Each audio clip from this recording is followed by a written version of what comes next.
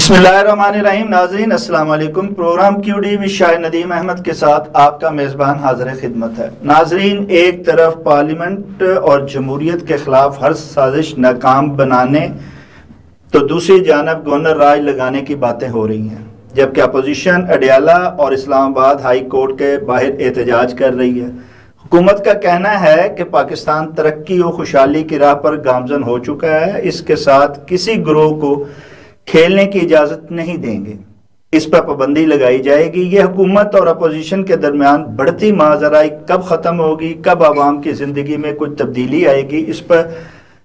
اس بارے جاننے کے لیے آج ہم نے سینئر صحافی، کالم نگار، تجزیہ کار جناب ذوالفقار احمد راحت صاحب کو مدعو کیا ہے. ہم ان کے انتہائی شکر گزار ہیں کہ اپنی مصروفیات میں سے وقت نکال کر ویڈیو لنک پر پروگرام میں شریک ہو رہے ہیں. جناب ذوالفقار احمد راحت صاحب، اس سے پہلے کہ میں موضوع کی جانب آؤں، آپ ایک سینئر صحافی، کالم نگار، تجزیہ کار، معروف اینکر پرسن ہیں، چیئرمین پاکستان جرنلسٹ فاؤنڈیشن اور CEO hard line group of companies کی ذمہ داریاں بھی ادا کر رہے ہیں. ایک طویل عرصے سے اس دشت میں ہیں. آپ کا سفر جو ہے اس دشت کا کیسا گزرا اور اب موجودہ دور میں کیسا گزرتا ہوا نظر آ رہا ہے؟ شاید ندیم بھائی، یہ ظاہر ہے، آپ کو پتہ ہے صحافت کا کارزار جو ہے یہ ایک کانٹوں کا سفر ہے، اور یہ آپشنل ہوتا ہے کہ آپ ایک چوائس کے طور پہ اس کو لیتے ہیں اور پھر شعوری طور پہ سمجھتے ہوئے کہ آپ نے ظالم کے خلاف کھڑے ہونا ہے اور مظلوم کے ساتھ کھڑے ہونا ہے. تو ظالم کے خلاف جب آپ نے کھڑے ہونا ہوتا ہے اور مظلوم کے ساتھ کھڑے ہونا ہوتا ہے تو اس کی ایک بڑی ہیوی کاسٹ ہوتی ہے. تو وہ گزشتہ 26-27 سال میں اسی نظریے کی بنیاد پہ صحافت میں آئے تھے، اسی نظریے کے اوپر کھڑے ہیں اور اسی نظریے کے اوپر آگے بڑھنے کا ارادہ ہے. تو اس کی ایک بڑی ہیوی کاسٹ پے کی ہے. ظاہر ہے فی زمانہ یہ صحافت ہماری جو کبھی نظریاتی ہوتی تھی، آج کل آپ کو پتہ ہے زیادہ مالیاتی ہو گئی ہے. تو ایسے حالات کے اندر بڑا مشکل ہے سروائیو بھی کرنا، اور انٹیگریٹی اور رسپیکٹ اور عزت کے ساتھ سروائیو کرنا بہت مشکل ہے. تو اللہ کا فضل اور کرم ہے، توفیق ہے کہ بس سروائیو بھی کر رہے ہیں اور عزت اور احترام کے ساتھ کر رہے ہیں. اور باقی رہ گئی بات اس پہ میڈیا کے سفر کی، تو یہ ایک آپ کو پتا ہے کہ 26-27 سال کا ایک لمبا سفر تھا. اس میں کئی چینلز کو ہیڈ کیا، کئی چینلز کا director news, director programme, anchor person, analyst, chief editor, تو کئی طرح کا یہ مختلف مراحل سے گزرتا ہوا یہ سفر تھا. اور ہم چونکہ ان جرنلسٹوں میں سے ہیں جو پرنٹ سے جن کا سفر شروع ہوا، پھر الیکٹرونک کی سٹیج پہ آیا اور اس کے بعد پھر سوشل میڈیا اس میں شامل ہوا. تو بھرپور رہا، بڑا زبردست رہا، بڑے اچھے ایکسپیرینس ہوئے، بڑے تجربات ہوئے. تو میں نے 3-4 کتابیں بھی لکھی ہیں، کچھ ایکسپیرینس اس میں آگے ہیں، کچھ آگے انشاءاللہ جو نئی کتاب آ رہی ہے اس میں زندگی کے وہ ایکسپیرینس آ رہے ہیں انشاءاللہ. شاید بھائی اچھا ذوالفقار احمد راحت صاحب، ہر دور میں قدغن رہی صحافت اور صحافی پہ، لیکن آج کا دور جو ہے گزشتہ ادوار سے بہت زیادہ کچھ مشکل زیادہ ہی دکھائی دیتا ہے. اظہار آزادی پر پابندیوں کی انتہا دکھائی دیتی ہے. صحافت اور صحافی جو ہے وہ اس دشت میں کہیں گم ہوتا ہوا دھول میں دکھائی دیتا ہے، اور مشکلات جو اس کا راہ ہے وہ گزشتہ سے بھی زیادہ مشکل ہوتا ہوا دکھائی دے رہا ہے. آپ کیا کہتے ہیں کہ واقعی کیا ایسا ہی ہے، یا صحافت اور صحافی جو ہے بالخصوص وہ اس کو زیادہ جو ہے وہ بیان کر رہا ہے یا بتا رہا ہے؟ دیکھیں شاید ندیم صاحب، جو جینون صحافی ہے اور جو جینون صحافت ہے وہ قائم رہے گی، اس کو کوئی ختم نہیں کر سکتا. نہ وہ ماشاءاللہ دور میں ختم ہوئی، نہ آج کے دور میں وہ ختم ہوگی. مشکل دور ہے، کوئی شک نہیں اس میں، بہت ہی مشکل ہے. حق بات کہنا بڑا ہی مشکل ہے اور اس کی ایک بڑی ہیوی قیمت ہے. دیکھیں آج جس طرح سیاست کے اندر تقسیم ہے، جوڈیشری کے اندر تقسیم ہے، اسی طرح بدقسمتی سے میڈیا بھی تقسیم ہے. اور بہت سارے لوگ جو میڈیا کے اندر تو ہیں لیکن وہ ترجمان بن گئے، کوئی کسی پارٹی کا، کوئی کسی پارٹی کا. تو ان حالات کے اندر جرنلسٹ جو ہوتا ہے، جرنلسٹ بنیادی طور پہ سچ کا ترجمان ہوتا ہے، وہ سچائی کے ساتھ کھڑا ہوتا ہے، اس کی کوئی پارٹی نہیں ہوتی، اس کی پارٹی صرف سچائی ہوتی ہے، تو اس کی ایک قیمت ادا کرنی پڑتی ہے، اور جو لوگ آج بھی سچائی کے ساتھ اور سچ کے ساتھ کھڑے ہیں وہ اس کی قیمت ادا کر رہے ہیں۔ اور آج کا دور بلا شبہ ایک مشکل دور ہے، اس میں کوئی شک نہیں، لیکن میں نہیں سمجھتا کہ آج کے دور میں بھی جو جینوئن صحافی ہیں وہ اپنی بات کہہ رہے ہیں، اس میں طریقے سلیقے سے وہ میسج کنوے کر رہے ہیں، لیکن وہ جس طرح کسی شاعر نے کہا تھا، شاعر ندیم صاحب، اس نے کہا تھا کہ ہن سوچاں دی میت نوں چاہ کے، ہن سوچاں دی میت نوں چاہ کے کیڑے گھر جاواں گا، ہن سوچاں دی میت نوں چاہ کے کیڑے گھر جاواں گا، جے بولاں تے مار دیں گے، نہ بولاں تے مر جاواں گا۔ تو حالت یہ ہے کہ ہم نہ بولیں تو اپنے اندر سے مر جاتے ہیں، ضمیر ملامت کرتا ہے، بولتے ہیں تو ظاہر ہے لوگ برداشت نہیں کرتے، تو اس کیفیت کے اندر آج کی صحافت زندہ ہے، اس میں کوئی شک نہیں، لیکن آج کے دور میں بھی ہم حق بات کرتے ہیں، کہتے ہیں، لیکن اس طرح کی آزادی نہیں ہے جو ماضی کے اندر تھی، لیکن میرا خیال ہے صحافت اور جینوئن صحافی ہمیشہ زندہ رہے گا انشاءاللہ۔ جناب موضوع کی طرف آتے ہیں۔ ذوالفقار احمد راز صاحب، ایک طرف پارلیمنٹ اور جمہوریت کے خلاف ہر سازش ناکام بنانے، تو دوسری جانب گورنر راج لگانے کی باتیں ہو رہی ہیں، یہ کون سی سازش ناکام بنانے کی اور کیوں گورنر راج لگانے کی باتیں ہو رہی ہیں جناب؟ دیکھیں، ایک لڑائی چل رہی ہے، آپ کو بھی پتہ ہے کہ پی ٹی آئی اور گورنمنٹ کی اور اسٹیبلشمنٹ کا بھی اس میں ایک رول ہے، اور یہ ساری چیزوں اس کی ایک بیک گراؤنڈ ہے، آپ بھی واقف ہیں، میں بھی اس سے واقف ہوں۔ تو اس میں عمران خان صاحب کا بھی جو حالت تھی، وہ کہتے ہیں نا کہ شاید دے لوگ بھی ظالم سن، کچھ سانو مرد کا شوق بھی سی، خان صاحب کو بھی کوئی شوق زیادہ ہی تھا، اور جو جس طرح کچھ لوگ ہوتے ہیں کہ وہ پاؤں کے اوپر کلاڑی مارتے ہیں، لیکن ہمارے کچھ لوگ کلاڑی کے اوپر پاؤں مارتے ہیں، ڈھونڈتے رہتے ہیں کہ کلاڑی کدھر ہے، جیسے نواز شریف صاحب مارتے ہیں ایسے عمران خان صاحب نے بھی مارا، اور اس کا نتیجہ وہ بھگت رہے ہیں۔ تو عمران خان صاحب نے جو سپیس دی سیاسی طور پہ، ایک وقت تھا پاکستان کی سیاست کے اندر، آپ کو پتا ہے کہ پیپلز پارٹی اور نون لیگ دو جماعتیں تھیں، پھر ایک سپیس پیدا ہوئی، عمران خان نے وہ سپیس لی، اس کے بعد عمران خان نے اپنی غلطی سے وہ سپیس دی اور وہ سپیس واپس پیپلز پارٹی اور نون لیگ نے لے لی، اب وہ انتظار کر رہے ہیں اور وہ صاحب جیل کے اندر ہیں، اور میں سمجھتا ہوں کہ شہباز شریف صاحب اگر پرائم منسٹر ہیں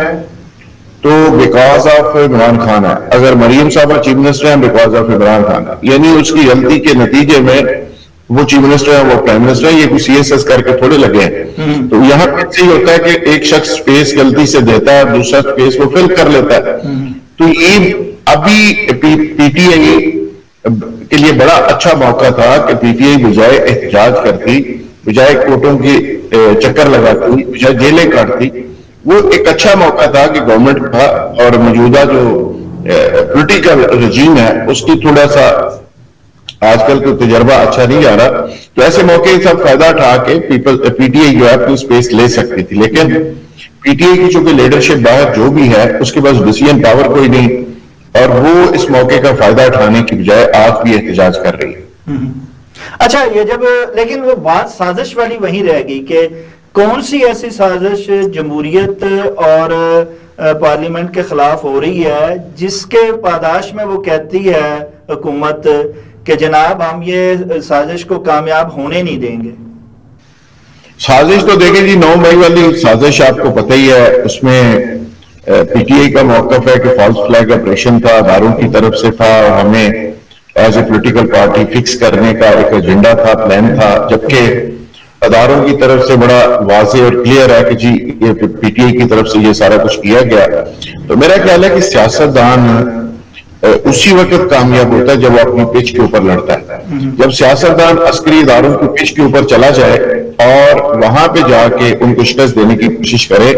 تو وہ سیاستدان وہ نہیں کر سکتا، وہاں پہ تو وہ طاقت ان کے پاس ہے۔ تو سیاستدان کو اپنی پچ کے اوپر ہی لڑنا چاہیے اور وہ اپنی پچ کے اوپر ہی سکسیسفل ہوتا ہے، وہی اس کی اسٹرینتھ ہوتی ہے. جب دوسرے کی پچ کے اوپر جاتا ہے تو پھر ناک آؤٹ ہو جاتا ہے. تو یہی سازش کہہ لیں، ملائکی کہہ دیں، غلطی کہہ لیں جو عمران خان سے ہوئی، تو اس کا نتیجہ وہ بھگت رہے ہیں. اچھا ذوالفقار راحت صاحب، ہر دور اقتدار میں جہاں طاقتور حلقوں سے پشت پناہی لی گئی، فیصلوں سازوں سے مل کر اقتدار میں خود کو لایا گیا، اسی طرح جب وہ نکالے گئے تو انہوں نے اسی طرح فیصلہ سازوں اور طاقتور حلقوں کے خلاف جو ہے وہ احتجاج بھی کیا ہے. کوئی یہ عمران خان کو نئی بات نہیں کر رہا ہے. دیکھ لیجئے گزشتہ ادوار میں کیسے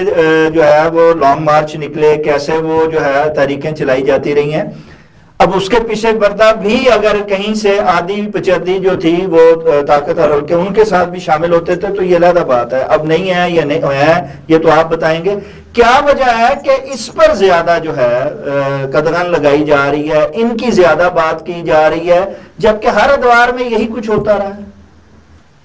بالکل آپ نے صحیح کہا کہ یہاں پہ تو سیاست میں جس کو نوکری مل جاتی ہے وہ خوش ہو جاتا ہے، اور جس کو نہیں ملتی وہ سیاسی بے روزگار ہو جاتا ہے، اور وہ اداروں کو گالیاں دینا شروع کر دیتا ہے اور عدالتوں کو گالیاں دینا شروع کر دیتا ہے. عدالتوں میں بھی یہی صورتحال ہے کہ جس کو انصاف مل جاتا ہے، جس کے حق میں فیصلہ جاتا ہے، وہ کہتا ہے عدالتیں بہت اچھی ہیں، جس کے خلاف فیصلہ آتا ہے وہ کہتا ہے بہت بری ہے. تو یہ بنیادی طور پہ یہ وہ رویہ ہے جس کو بدلنے کی ضرورت ہے. پہلی چیز تو یہ ہے کہ پاکستان کا المیہ یہ ہے کہ یہاں پہ جس ادارے کو جو کام کرنا چاہیے وہ نہیں کر رہا، اپنا کام چھوڑ کے وہ دوسرا کام کرنا چاہتا ہے. یہاں پہ ججز جو ہے وہ حکومت کرنا چاہتے ہیں، وکیل جو ہے وہ ججوں والا کام کرنا چاہتے ہیں، اور یہاں پہ اسٹیبلشمنٹ کہتی ہے سارا نظام ہم چلائیں، اور سیاستدان کہتے ہیں کہ وہ ڈکٹیٹر بن کے بیٹھ جائیں. تو ایک تو بدقسمتی سے پاکستان کے اندر ڈیموکریٹک نارمز، جمہوریت کی بات تو ہم کرتے ہیں لیکن ڈیموکریٹک نارمز پیدا ہو نہیں سکے. یہاں پہ بدقسمتی سے اس طرح کا کلچر پروان چڑھ نہیں سکا جس کا نتیجہ آج پوری قوم بھگت رہی ہے. یعنی آپ اندازہ کریں کہ بلدیاتی سسٹم جو ہوتا ہے وہ جمہوریت کی نرسری ہوتا ہے، اور یہاں پہ جب بھی جمہوری الیکشن کروائے، بلدیاتی الیکشن کروائے گئے، وہ ڈکٹیٹر نے آ کے کروائے. یعنی کوئی پولیٹیکل لیڈر یا ڈیموکریٹ گورنمنٹ جو ہے وہ بلدیاتی الیکشن بھی نہیں کرواتی. آپ اندازہ کریں نا کہ اس جمہوریت کا حال کیا ہے، اور پھر یہ کہتے ہیں کہ جی فلاں نے ہمیں کمزور کر دیا. آپ تو جمہوری ادارے جمہوریت کو، ملک کو، سسٹم کو خود کمزور کرتے ہیں.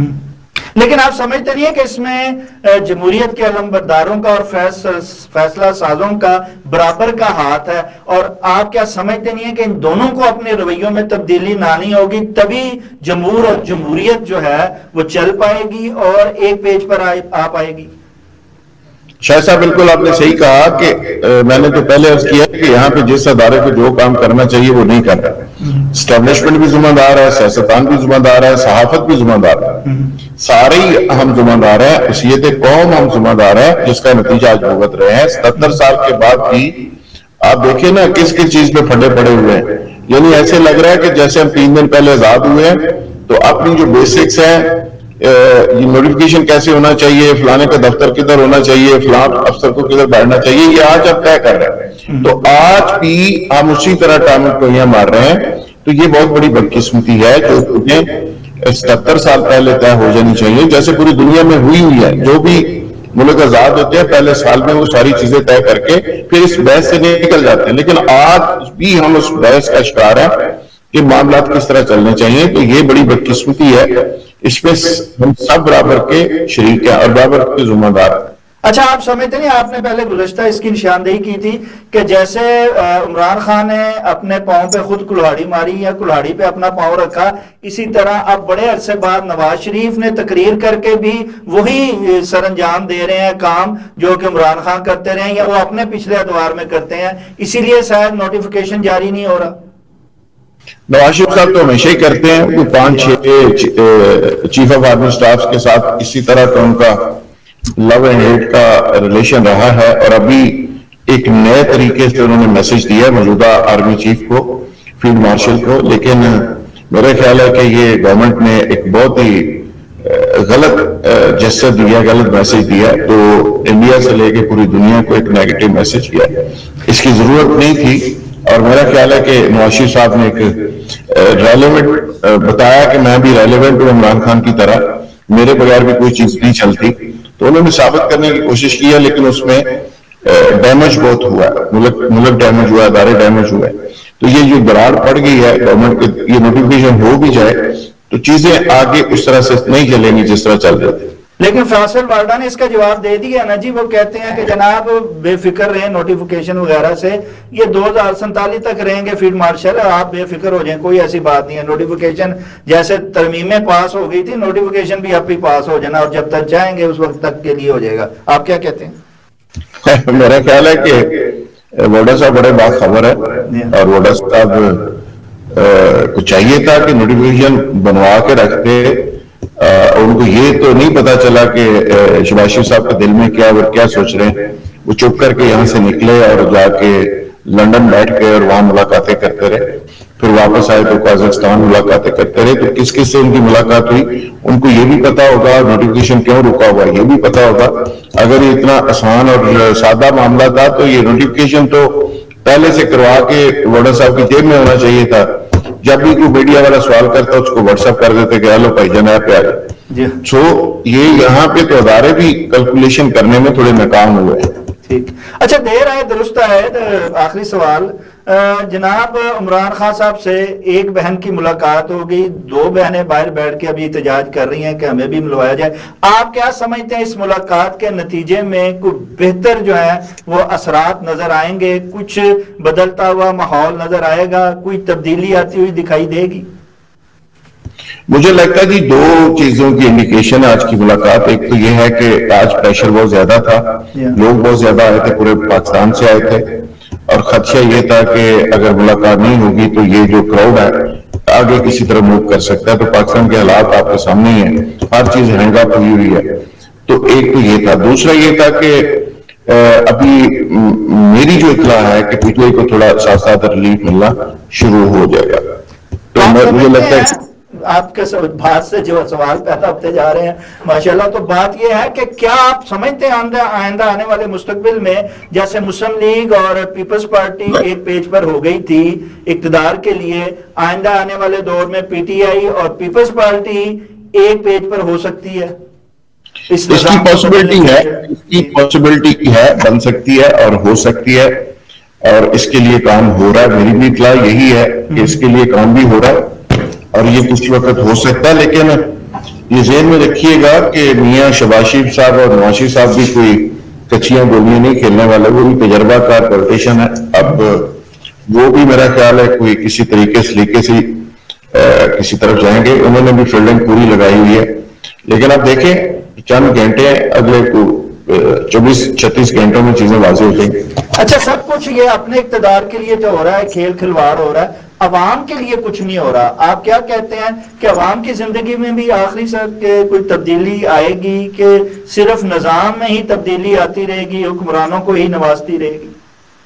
میرا خیال ہے یہ عوام کے لیے کچھ نہیں ہے، یہ ساری جو لڑائی ہے، جو کھیل ہے سارا، یہ اپنے سیلف انٹرسٹ کے لیے ہے، ان کی جیبیں بھریں گی، عوام کے لیے کچھ نہیں،